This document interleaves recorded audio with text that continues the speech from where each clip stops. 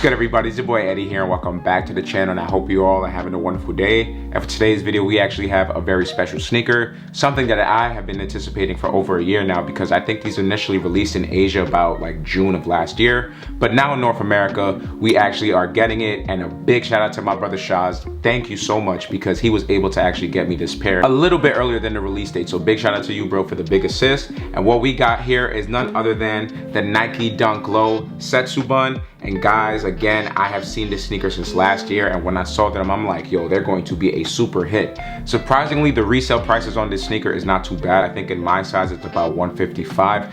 But I believe after it sells out on the sneakers app, if it does sell out on April 11th, which I think is the release date, the prices on these are going to go up. Again, I could be completely wrong on this. And when people realize the history of the shoe as well as all the different details on it, again, the materials aren't too premium, but they look super fire. And something else that I want to note is the fact that, to me, this actually looks like it could have been a Nike SB Dunk Low. I know that they do have a SB Dunk Low made by Yuto, and I think he is Japanese, coming down the pipeline this year. So maybe that's why they decided to make these a regular dunk versus that being an SB Dunk Low, because I believe he's Japanese and it kind of goes into the same heritage and all that type of stuff. So maybe that's why. And it's also really interesting because when you actually look at the colorway of that SB Dunk Low, it's pretty much the same exact colors. Obviously the pattern and the materials are a bit different, so it does just kind of come off looking like the same exact thing. But you guys let me know what you think about this sneaker in the comment section down below. And now let's just get right into the box details, because I have not reviewed a regular Dunk Low in mad long. So we are gonna have our standard red Nike Dunk box right there, and then when we look at the sticker tag right here,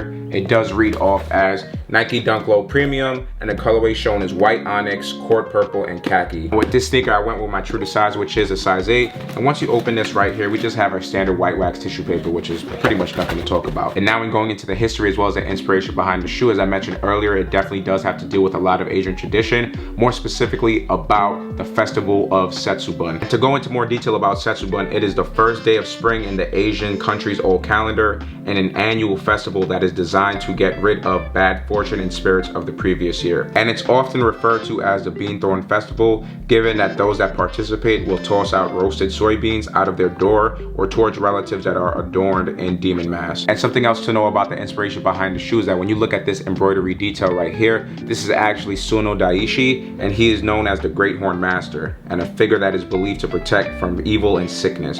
Also, something to know is the fact that instead of having his standard horns that are on his regular designs, Nike actually replaced those horns and put it with Nike checks, which again is a dope detail and adds their own twist to the sneaker. One more thing that I want to note about the history of the shoes is the fact that the insoles also has a lot of history to them. And usually I leave the insoles later for the video, but since this is an integral part of the history of the shoe, I'm going to show you the actual right side of the insole, and then I'm going to show you guys the left side of the insole. And when you actually put these together, it does tell a story. And essentially what this is a painting from Utagawa Kuniyoshi, and the name of this painting is actually called Kintoki Throwing Beans at Fleeing Demons. And basically that's exactly what is being shown on the insole. So we do have our hero Kintaro right here throwing the rocks at these demons that you can see on the right hand side. So that's just something else to know. So that essentially concludes the history as well as the inspiration behind the shoe. So now let's just focus on the details of it, and boy do we got a lot of them. So now we're going to start off with the toe box like we normally do on the channel. And when we look at the toe box right here, you can see that we have it in this cracked material in this kind of beige colorway. And I really like this because it's similar to the Lost and Found ones, but it doesn't have that kind of crackled speck on it, which I think is good. Then what's surrounding the toe box is this nubuck brown colorway, which is pretty nice.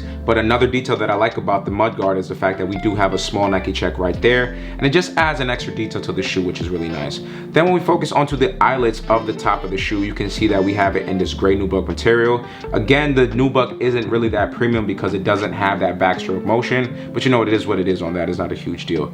Then when we focus onto the laces of the shoe, you can see that we have our standard white laces, and then at the tip of the laces we have it in this golden brown colorway, and then contrasting that we do have some purple laces with the same golden brown tips. But personally for me, if I had to choose between the two, I am definitely sticking with the white laces. Next, when we move on to the mesh tongue itself, we do have it in this brown colorway, and then following up with that, we do have this white Nike tongue tab right here with a golden brown Nike logo, which I think makes the shoe pop and also keeps it pretty clean. Now when focusing onto the lateral side of the shoe, you can see that the same thing pretty much follows suit. So when we go onto the quarter panel area, we do have that same cracked leather that was on the toe box, but something else to contrast the shoe is the fact that we do have cracked leather on the Nike check. But this leather is pretty much in between the Amama Near Jordan 1 cracked material as well as the Lost and Found cracked material, because the Amama Near was way too flaky, and then the Jordan 1 was just right.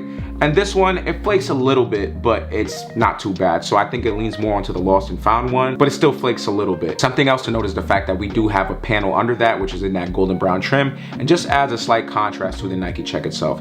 Then when we go onto the back heel area now, we do have the Nike logo in beige, as well as that brown nubuck surrounding it. Then when we go into the medial side, again, the same thing pretty much follows suit, so there's nothing to report on that. And then when we go into the lateral side, guys, I just want to briefly go over the Suno Daishi embroidery logo right there. And just to say how cool it looks, I really love the fact that Nike was able to take some of the Asian culture, but also put their own spin on it. So instead of having the horns, again, they did replace it with 2 Nike checks, which I think makes it look really fire and just a unique Nike Dunk Low. And maybe that's why they actually made this a Nike Dunk Low instead of a Nike SB Dunk Low, because the SB Dunk Lows were used to it being crazy, wacky, and having different type of hits on it. But the Nike Dunk Low is a little bit more conservative and they don't go too crazy with it all the time. I'm not saying it never happened, but this is a sneaker that I think they went all out for. So anyways, guys, when focusing onto the midsole of the shoe, it's not really a white midsole or a sail midsole. It's kind of in between. So I want to say it's like an off-white. And then when we go into the outsole of the shoe, this is something that I mentioned earlier, but this is another reason why I think this sneaker could be a Nike SB Dunk Low if they wanted it to be, because again, it is not a gum bottom, but they made it a more translucent outsole with the gum colorway. So it's not as grippy as an actual gum bottom, but it does give Nike SB Dunk Low vibes. So guys, that's pretty much going to conclude all the details. I went over the insole, the outsole, the box, the embroidery right there with Suno Daishi on it, which I think is super hard, super fire. And yeah, guys, with that, let's just get right into this on for look, guys.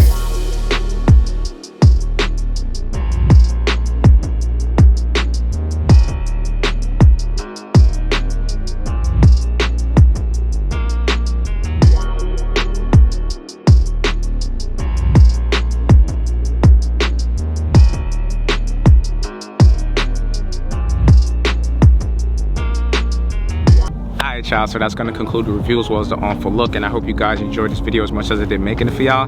Guys, these Setsubun Dunk Lows are super fire, especially with the history, quality, materials all over the shoe. They're super fire. So let me know what you think about the sneakers in the comment section down below. So other than that, y'all, don't forget to like, share, comment, and subscribe, share with your friends and family and all that, and just keep doing what y'all doing to help push the YouTube algorithms as well as help my channel grow. And I'll catch y'all in the next video. Peace.